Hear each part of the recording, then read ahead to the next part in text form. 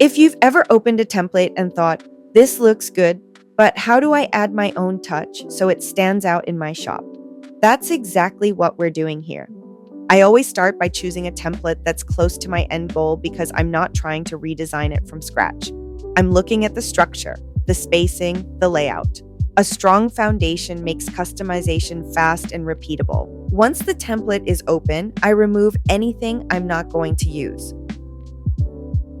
From there, I adjust the text and layout so it fits my version. That might mean moving text to a new area, resizing certain sections, or breaking one long line into two shorter lines.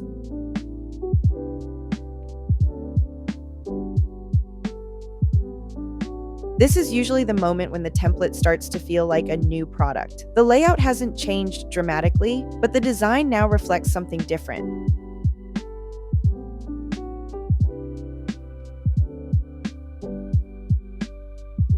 Once everything feels balanced and in place, I'll sometimes update the color palette.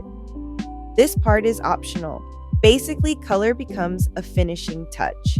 This same process helps you create confidently, list faster, and build a cohesive shop over time. If this was helpful, tap subscribe, give this video a like, and leave a comment letting me know what you'd like to see next.